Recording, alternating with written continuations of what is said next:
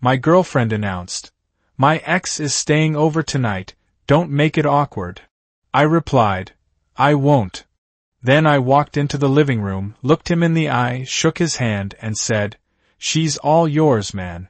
I was just leaving. Their night ended the moment I closed the door behind me.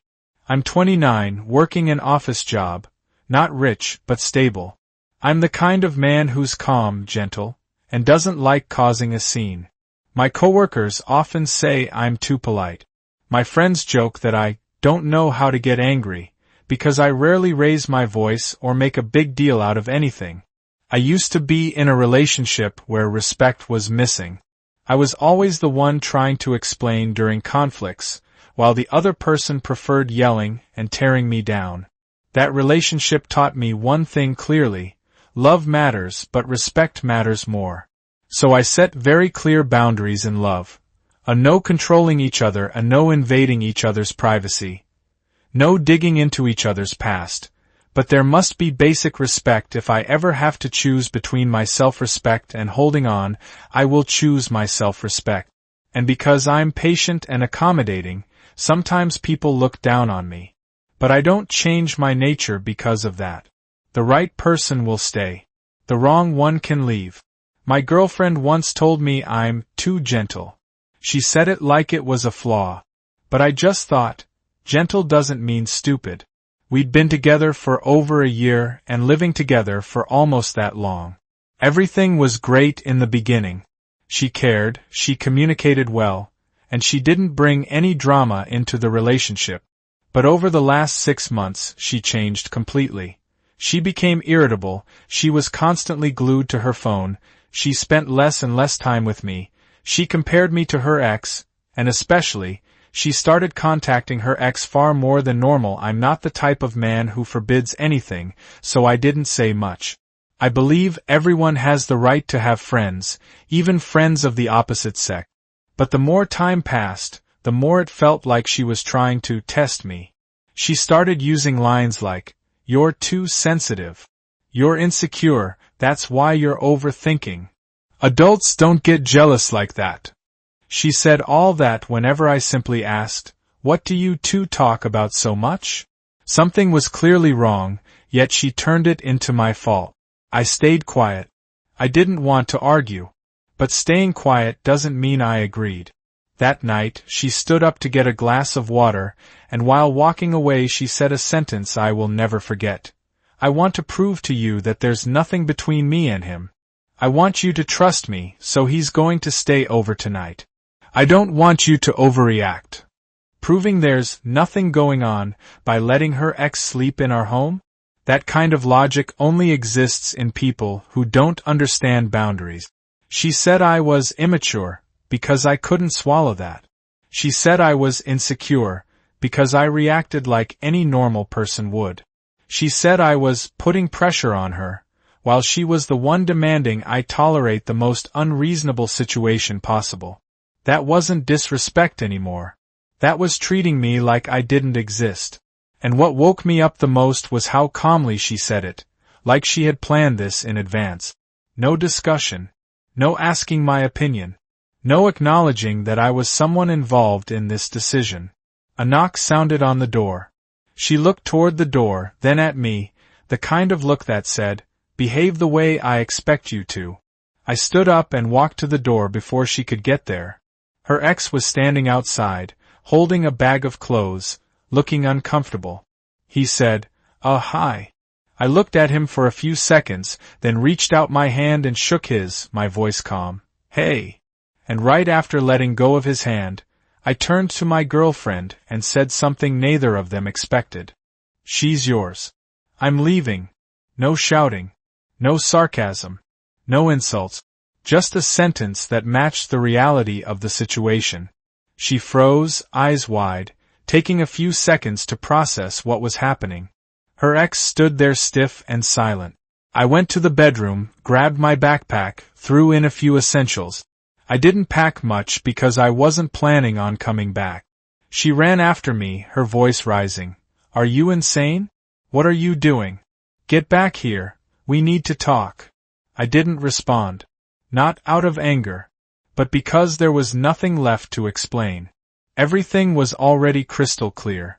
I walked to the front door. She stood behind me, still talking. "You're overreacting.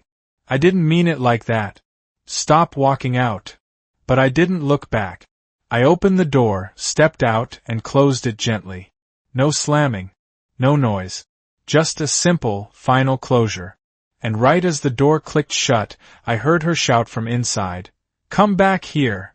I didn't turn back. I didn't slow down. I didn't reconsider. I walked down the stairs like someone finally setting down a heavy weight they'd been carrying for far too long. No sadness. No shock. No regret. Just relief. And I knew for certain. The harmless night she imagined ended the moment I walked out that door. Neither of them would be able to pretend everything was fine after that. She would realize that the awkwardness she was trying to avoid was exactly what she created in the fastest way possible. And I finally understood. I had been trying alone for far too long in a relationship where respect no longer existed. I left the apartment and walked straight down to the parking lot. My phone kept vibrating in my pocket, but I didn't look at it. I knew it was her. I got into my car, sat in the driver's seat, and stayed still for a few minutes just to let my mind settle. Not to calm anger. There was none, but because I was shifting from one state of being to another. Like closing a chapter you've been stuck in for far too long. I drove to my old place, my rented room from before we moved in together. The landlord still kept an emergency key for me because I'd told him I might need it occasionally. I sent a simple message: "I'd like to borrow the room for a few days." No questions asked. The moment I lay down on the bed, my phone started ringing. The first time, I didn't pick up. The second, the third, the fourth, still didn't pick up. Then the messages began pouring in. "Where did you go? Come back so we can talk. I don't want to fight. You're scaring me. You're misunderstanding everything. Can you please come back?" I didn't answer. And ironically, the calmest person in this entire situation was me. After about 20 minutes, she switched into panic mode. The messages got longer, the tone completely different. "How could you just walk out like that? You embarrassed me in front of him. You made things awkward. You made everything worse." I read them all, but still didn't reply. The feeling wasn't satisfaction or revenge. It was simply, I had nothing left to say. When a glass is already cracked, you don't have to throw it. It was broken the moment it cracked. An hour later, she finally sent the message I'd been expecting. "You're putting all the blame on me. I was just helping a friend. You're too sensitive." That was the final confirmation that she had no idea where the real problem was. Not, "He's staying in our home." Not, "I crossed a boundary." Not, "I hurt you by putting you in that position." No, in her mind, I was too sensitive. Just when I thought she might stop texting, my phone buzzed again, but this time it wasn't her. It was a video call from her ex. I declined instantly. I didn't need to know what he wanted to say. I was no longer part of that conversation. About 30 minutes later, she switched to apologizing. Just as I expected. "Please come home, okay?" Awkward between me and him. "I'm sorry, I didn't think you'd actually leave. I just wanted you to trust me. I don't want you to be mad. Come back and we'll talk." I remember one message very clearly. "You leaving like that embarrassed me in front of him." When I read that, it became painfully clear. She was never worried about my feelings. She was worried about how she was being perceived. I put my phone face down, took a shower, and rested. Close to 1 a.m., someone knocked on the door of the rented room. I didn't open it. A message arrived immediately. "I'm outside. Open the door." I still didn't open. I sat quietly, listening to the knocking a few more times until it stopped. Then she called again. I didn't pick up. Another message. "Do you really want to end it like this? If you don't open the door, I'm going home. I'm freezing out here." I stayed still. Not to punish her, but because I knew, if I opened the door, everything would go back to the way it was. A person who doesn't respect you won't suddenly start respecting you just because you give them a 50th chance. A few minutes later, she left. My phone stopped buzzing. The next morning around 7 a.m., I got a message from an unknown number. It was her mother. She wrote, "You can overlook what happened last night. She just didn't think things through. Don't leave her like that." She cried all night. I replied with one sentence. I didn't leave anyone. I just stepped away when I was told to. Then I went to work as usual. The morning was quieter than I expected. No calls, no texts. But around noon, they started again. "Can you call me? I need to talk to you right now. He also feels awkward. You scared him. You embarrassed me last night." I read, but didn't reply. I wasn't trying to be cold. I simply didn't want to be part of that conversation anymore. That afternoon, she showed up at my workplace. I saw her standing at the entrance as I walked out. She hurried over and spoke quickly. "Can you come home?" I was wrong. I admit I was wrong. But her next sentence revealed everything. "But you walking out like that in front of him made me look so bad." That was when I understood. She wasn't hurting because of what she did.